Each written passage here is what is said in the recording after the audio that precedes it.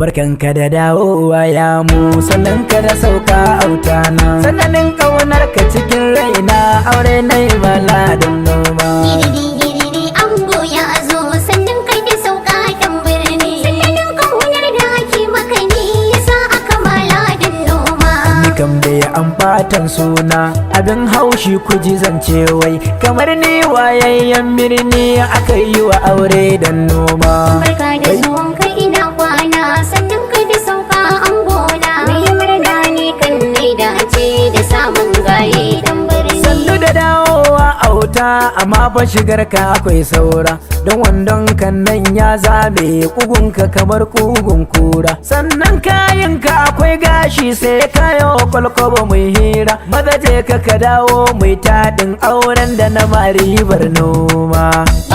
Giriri ango ya zo, sannan kai da sauka dan birni, sannan kaunar da ake maka ne yasa aka mala don noma. Lalala as dawun kenan, barin wandon haka din yafi, domin ax dawun duk mai yi a harkar gaye ya zurfi. Gashi aiko ya maka kyau kai fes, miji na kafi gaban ya rufi. Uwar su gudidi ban yi da ke ba, idan auren ne nemi wani.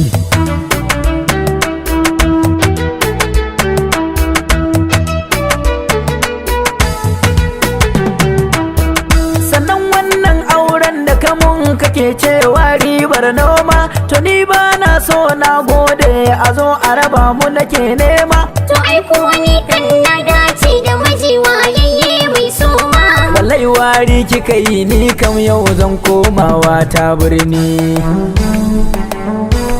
Haba haba haba haba ah.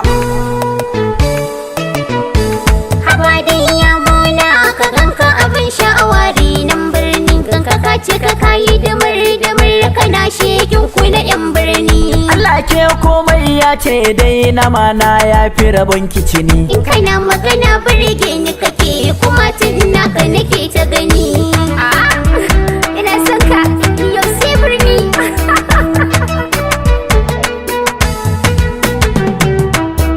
Autana wannan yarinyar ita ce ɗaya dan ka kalar sanyi, zafafa na can birni kosassu sun sha madara almai. Ni ma zan bi ka mu je birni, in sha madara kuwa in ilimi.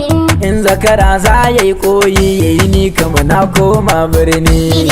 Giriri ango ya zo, sannan kai da sauka dan birni, sannanin kaunar da ake maka ne yasa aka mala don noma. Ko ina kai zan bi ka ga kafata, ga kuma taka mu je. Idan kika bi ni kwaran kuɗa za ki ci duka yar gaje. Kullum duka za ka yi mun ka tattaka ni ko sai na je. Duk da na kashe matar sarki, wallahi dole na koma can birni. Kai, ina lillahi. Kashe matar sarki kuma